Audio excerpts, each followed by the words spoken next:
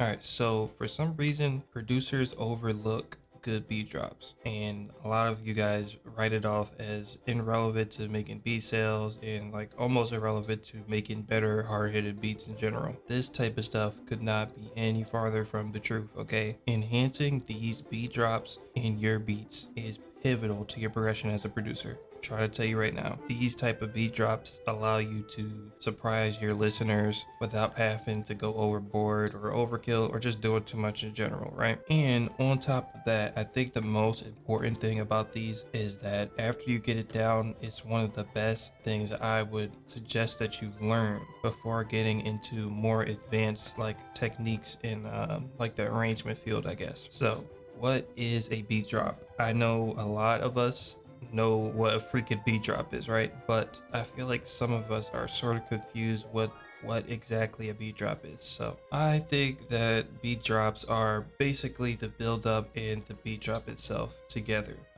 One without the other in these type of like scenarios creates this really anticlimactic, incomplete sounding drop, and that's usually what I hear in a lot of you guys' beats, especially during like the live streams where I do those beat critiques, right? And these two components together, I would call a transition. I would call that a full transition, a build up and a drop. It's only powerful if you know how to do it right. If it's too loud, if it's, just not the right vibe for that beat, it can really mess things up too. So it's a double-edged sword, and today I'm here to balance that gap for you guys. So here's our 10 ways that we're gonna get you getting crazy at these beat drops. Let's get into it.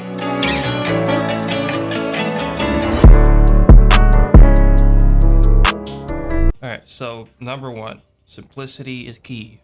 Yeah, you didn't think I was about to say that, but make sure your stuff is dumb simple. The most complex thing I would probably say is going on here is the automation. And I just do that to kind of soften up the riser a little bit, but just remember, keeping it simple is the best thing you need to do. Don't overcomplicate the build-ups. It's just gonna make the drop anticlimactic if it's too much going on in the build-up, and then the drop is super simple. You see what I mean? So try to balance it. If it's a complicated drop, then yeah, maybe you might be able to get the edge off with a more complicated build-up, but if not, you want to probably try to balance it and keep it at the same type of level. Second tip, use a one shot right before the drop. In this beat, I'm using this one shot effect from DT's drum kit, I forget which one. And I like it. I pitched it down, I stretched it a little bit, and I put it right before the drop. And it kind of just signifies that something is coming. It's just ear candy, basically. Number three, create a harsh transient on the one or on the beat drop. Basically, this tip just means stack a bunch of drums on the one, and you're essentially creating a really harsh transient that's gonna be really crunchy. And if you use the right sounds and you have that sound selection on point, it's gonna create a nice beat drop. And here is exactly what's going on. I didn't even layer all the drums out yet, but right on the one where this 9 is at, we got so much going on. Some of the effects are still kind of like fading out, so that's still like more sounds and more frequencies being taken up, right? And then we have the open hat here on the one, and it's pretty low because I have a bunch of other sounds on the one too. So it's really going to give it a nice high-end crunch right when the beat drops. And then you got the kick that's really loud. It's like mixed to level, right? It's a bunch of other stuff that's hitting on the one. The hi-hats are hitting on the one. The 808's hitting on the one. So it's just a bunch of stuff like cluttered on that one beat drop. So when the build-up comes in and then the beat drops, it drops hard. You know what I mean? So if you're not doing this already, you definitely should start doing it.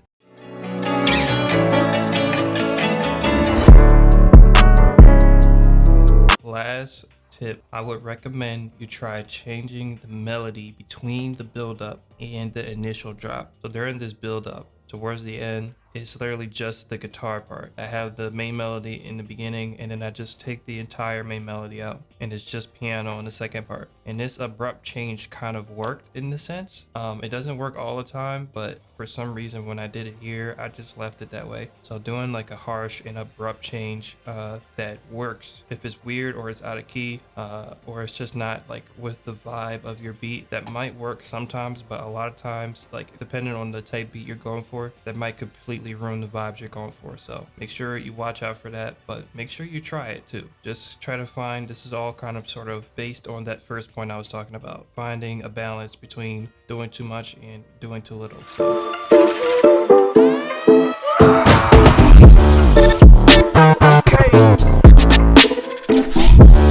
number one is the one shot sort of like tip, but just using it in sort of like a different way. Here in these beat battle type beats, you can signify that something is coming just based on some sort of sound effect. And I do that a lot in here. Like I have little hits on the one and every 8 bars or every 1 bar. And I just have these little effects here and there that signify that there's clearly a drop coming. And closer to the beat drop, more effects start coming in. If you want something with a harder beat drop, I would recommend trying to build it up straight from the beginning. So from the beginning here, you could just kind of feel that tension building up ever so subtly, you know? Okay, so the second tip is silence. Yeah, silence. I don't know why people don't use it a lot, but silence is your best friend. Soon after the beat drop, I have more beat drops. The best way to do these type of drops after the initial drop is to just have silence. So after the beat drops, I take the sample out for like a quarter of a bar right before the next bar comes in, and it's literally just like the drums and stuff. And this type of silence is way for me to do more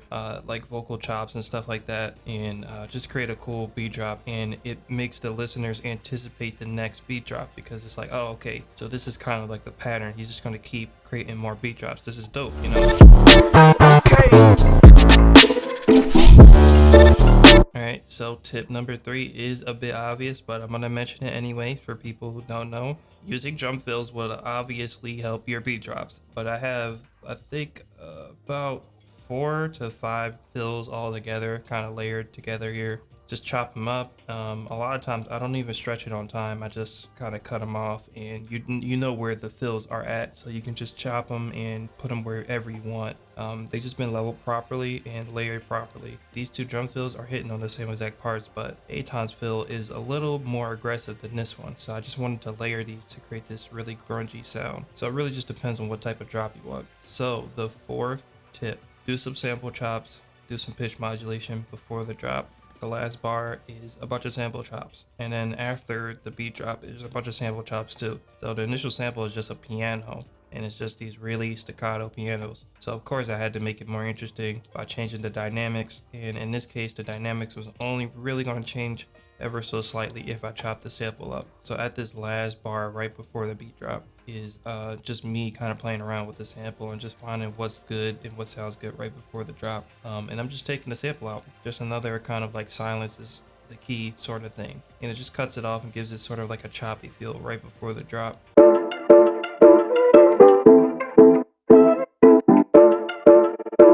And another thing you could try is pitch modulation, which I didn't do here, but you can do. You could do it through just going to the audio clip and messing around with the pitch like that. I feel like the best way to do it is doing it in the piano roll. You can really get those chops on point and get the pitch modulation just right. So last tip, drop the drums early.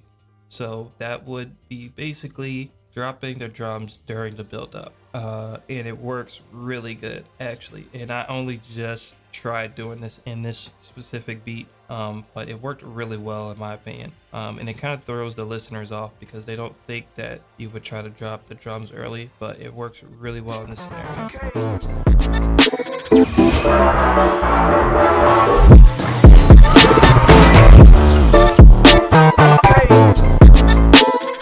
So basically what I did here is I took out the drums early so I could bring them back in early. Basically what I did on the later part is I just recorded the 808 slides that I have in the regular part of the beat, and I just put it here and put a filter over it and put some reverb on it. And that's kind of like the transitional element, sort of like the bridge. Right after those slides hit, they kind of fade out and I have more effects coming in. As you can see, these effects are just being copied and pasted, and I just removed some on certain parts. Initially, when the drums hit again, right here, there's a really long fill, like a bar long fill that happens. And it just gives this insane build up right before the drop again. So it was just like a perfect opportunity to use a longer fill like this. And other things are coming into like the 808 and stuff like that. Everything's coming back in really early, and then it just creates this really like insane like sort of like jarring beat drop. So, and because this is such a jarring like high energy build up, I had to match that energy on the next beat drop that I was kind of leading up to. And basically what I did there was just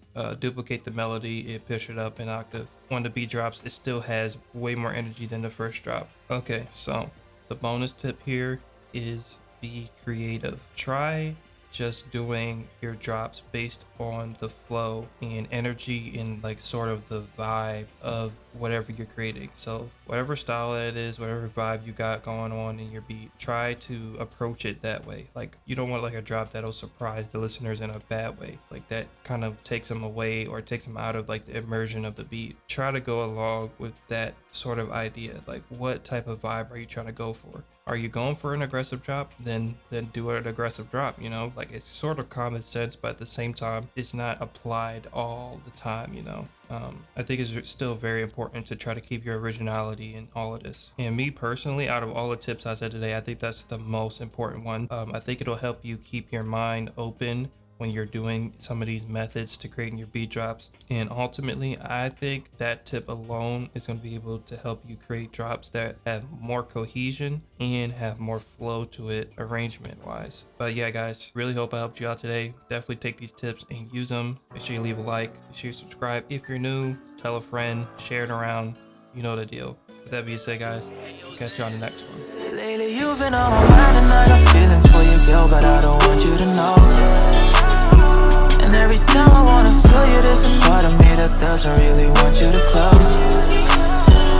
I wish I could forget you,